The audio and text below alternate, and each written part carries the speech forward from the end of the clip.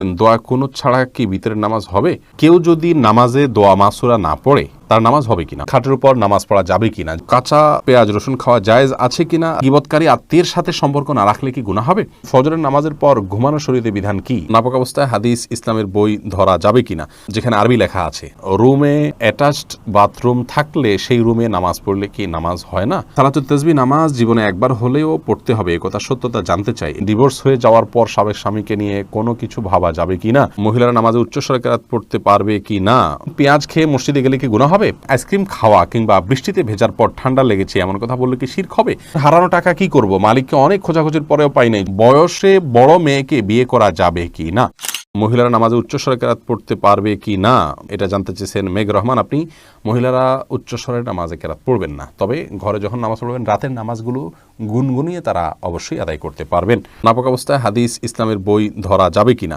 যেখানে আরবি লেখা আছে, ধরা যাবে, কোনো অসুবিধা নেই। কোরআনে কারিম যদি থাকে শুধু কোরআনে কারিম স্পর্শ করবেন না, এছাড়া ইসলামিক বই পুস্তক সেখানে হয়তো কোনো একটা পাতায় আধা লাইন এক লাইন হয়তো আরবি লেখা আছে বা হাদিসের মূল পাঠ আছে, সেটি আপনি নাপাক অবস্থায় বা মাসিক চলা অবস্থায় ধরতে পারেন, তাতে গুনাহ হবে না পিরিয়ড অবস্থায়। এরপরে নাফে চৌধুরী আপনি জানতে চেয়েছেন সালাতুত তাসবিহ নামাজ জীবনে একবার হলেও পড়তে হবে একথা সত্যতা জানতে চাই, এ বিষয়ে একটি হাদিস পাওয়া যায়, নবী করিম সাল্লাল্লাহু আলাইহি ওয়াসাল্লাম তার চাচা আব্বাস রাদিয়াল্লাহু তাআলাকে শিক্ষা দিয়েছেন, এই হাদিসটি পাওয়া যায় এবং এই হাদিসের উপর ভিত্তি করে এবং আরও কয়েকটি হাদিসকে সামনে রেখে মুহাদ্দিসদের অনেকেই ফুকাহায়ে কেরামের অনেকেই সালাত পড়াটাকে মুস্তাহাব বলেছেন, যদিও এই হাদিস সনদের দিক থেকে আপনার বিশুদ্ধতার মানদণ্ডে উত্তীর্ণ নয় অনেক মুহাদ্দিসিনে কেরামের গবেষণা অনুপাতে, সেই জায়গা থেকে এই সমস্ত মুহাদ্দিসিনে কেরাম বলেন যে না, এটি আপনার জীবনে একবার পড়তে হবে এমন কোনো কথা নেই। নীল কাব্য জানতেছেন ডিভোর্স হয়ে যাওয়ার পর সাবেক স্বামীকে নিয়ে কোনো কিছু ভাবা যাবে কি না, না, সাবেক স্বামীকে নিয়ে আপনার স্বামী স্ত্রী সুলভ যে সমস্ত ভাবনা আছে সে সমস্ত ভাবনা যা করা জায়েজ হবে না, যদি মনে কখনো শয়তান আনেও সেটিকে ভোলার চেষ্টা করতে হবে। এরপরে সুইটি আহমেদ জানতে চাইছেন গীবতকারী আত্মীয়ের সাথে সম্পর্ক না রাখলে কি গুনাহ হবে, গীবতকারী আত্মীয়ের সাথে সম্পর্ক যদি কেউ না রাখেন তাহলে সেক্ষেত্রে অবশ্যই গুনাহ হবে, কারণ গীবত করার কারণে কারোর সাথে সম্পর্ক ছিন্ন করা যাবে না, তিনি অপরাধ করছেন, অপরাধীর সাথে সম্পর্ক ছিন্ন করার নির্দেশ ইসলাম দেয়নি যদি তিনি রক্ত সম্পর্কে আত্মীয় হন। হ্যাঁ, আপনি তার সাথে গীবতের মজলিসে যোগদান করবেন না, সেটিকে অ্যাভয়েড করবেন, কিন্তু সম্পর্ক ছিন্ন করা, তার সাথে যোগাযোগ না রাখা, এটা করা উচিত নয়, এটা অতিরঞ্জন হবে, বাড়াবাড়ি হবে এবং আত্মীয়তার সম্পর্ক রক্ষা করা অনেক গুরুত্বপূর্ণ বিষয় ইসলামে। শারমিন নাহার জানতে চেয়েছেন নামাজের শেষে জায়নামাজ সালাম করার এবং তাসবিহ তেলাওয়াত করতে চুমু দেওয়ার বিধান কি, নামাজ শেষে জায়নামাজকে সালাম করা কিংবা তাসবিহ কোরআন তেলাওয়াত এগুলোকে আপনার চুমু দেওয়ার কোনো বিশেষ প্রয়োজনীয়তা নেই, বরং এগুলোকে যদি কেউ সিস্টেম মনে করেন, এগুলোকে যদি কেউ তেলাওয়াতের আদব শিষ্টাচার হিসেবে বানিয়ে নেন, নিয়ম বানিয়ে নেন, তাহলে সেটি বিদআতে পরিগণিত হবে। আমরা যে নামাজে সিজদা করলাম এটার সাথে আমাদের চুমু খাওয়ার বা এটার প্রতি শ্রদ্ধা দেখানোর মতো কিছুই নেই, যে তাসবিহ আমরা ব্যবহার করলাম সেটা ব্যবহার করার সাথেও সেটাকে শ্রদ্ধা করারও বিশেষ কোনো কারণ নেই। হ্যাঁ, কোরআন কারিমে আল্লাহ তাআলার কালাম, সেই জায়গা থেকে আপনি ভালোবেসে কখনো চুম্বন করলেন ভিন্ন কথা, কিন্তু যদি আপনি তেলাওয়াত করলেই এটা করতে হবে এমনটি আবশ্যক বানিয়ে নেন তাহলে সেটি পরিত্যাজ্য হবে। এরপরে মাজাহুল ইসলাম জানতে চেয়েছেন হারানো টাকা কি করব, মালিককে অনেক খোঁজাখুঁজির পরেও পাই নাই, যদি পরিমাণ অনেক অল্প হয় আপনি গরিব হলে আপনি নিজে খেয়ে ফেলতে পারেন অথবা অন্য কাউকে দান করে দিতে পারেন, আর যদি অনেক বেশি হয় তাহলে যথেষ্ট খোঁজাখুঁজি করার পর, যথাযথ উপায়ে খোঁজাখুঁজি করার পর, বিজ্ঞপ্তি দেওয়ার পর, আশেপাশে ঘোষণা দেওয়ার পর কোনোভাবে পাওয়া না গেলে পাওয়ার আশা ছেড়ে দিলে আপনি এই টাকাটা কোনো গরিব দুঃখীকে দান করে দিতে পারেন।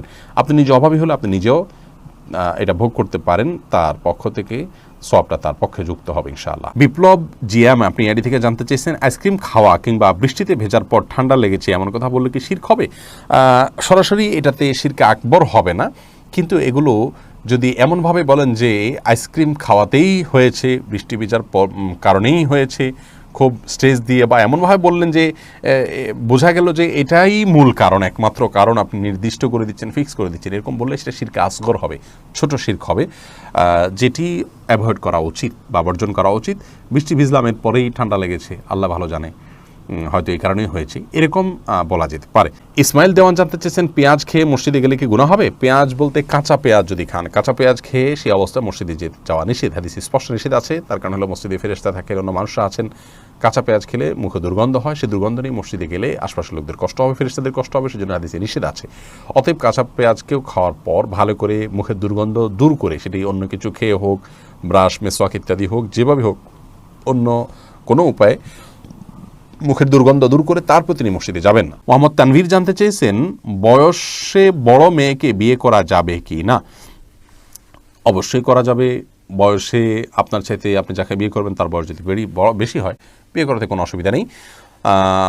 নবী করিম সাল্লাল্লাহু আলাইহি ওয়াসাল্লাম নিজে বিবাহ করেছেন খাদিজা রাদিয়াল্লাহু তাআলা আনহাকে, তখন তার অনেক বেশি বয়স ছিল, নবী সাল্লাল্লাহু আলাইহি ওয়াসাল্লামের চাইতেও বেশি বয়স ছিল, বিধায় নিজের চাইতে বেশি বয়সের কাউকে বিবাহ করাতে ইসলাম শরীয়তের দৃষ্টিকোণ থেকে কোনো প্রকার বাধা নেই। বিবাহ নিয়ে আমাদের অনেক কুসংস্কার, আমরা বিধবা বিয়ে করতে চাই না, আমরা তালাকপ্রাপ্তা বিবাহ করতে চাই না, এবং আপনার একবার বিয়ে হয়ে গেলে মনে করি জীবনের তরে বন্ধন হয়ে গেছে, কোনোভাবে ছুটলে দোষযুক্ত মনে করি। এইগুলোর সবগুলো আমাদের সমাজের অপসংস্কৃতি, এগুলো অনেক অন্যায়ের দুয়ারকে উন্মোচন করে। বিবাহ বিষয়টাকে শরীয়ত অনেক ইজি করেছে। সাহাবায়ে কেরাম পুরুষ হয়তো একাধিক বিয়ে করছেন, সেটাও যেমন তাদের কাছে স্বাভাবিক ছিল, নারীদেরও একাধিক জায়গা বিয়ে হচ্ছে সেটা সম্পূর্ণ স্বাভাবিক মনে করা হচ্ছে। এখন 2-3 জায়গা বিয়ে হলে, তালাক হলে তাকে মানুষ মনে করে যে লোকটা খারাপ বা ভালো মানুষ নয়। এটি সম্পূর্ণ একটি ষড়যন্ত্র অংশ। ইবলিস আমাদের সমাজকে অস্থিতিশীল করবার জন্য এই কালচারগুলো প্রবেশ করে দিয়েছে সমাজে। এগুলো আমাদের যত বেশি আমরা বুঝতে সক্ষম হব, ততই ইনশাআল্লাহ কল্যাণের পথে অগ্রসর হতে পারবো। ফাতেমা ইসলাম জানতে চেয়েছেন, রুমে অ্যাটাচড বাথরুম থাকলে সেই রুমে নামাজ পড়লে কি নামাজ হয় না? এটা কতটুকু সঠিক? না, এটা ভুল কথা। অ্যাটাচড বাথরুম থাকলে সেখানে নামাজ হবে না এমন কোনো কথা কোরআন অথবা হাদিসের কোথাও বলা হয়নি। এটি যদি কেউ বলে থাকে তাহলে সেটি তার পক্ষ থেকে অতিরঞ্জন অথবা মন গড়া কথা ছাড়া আর কিছু নয়।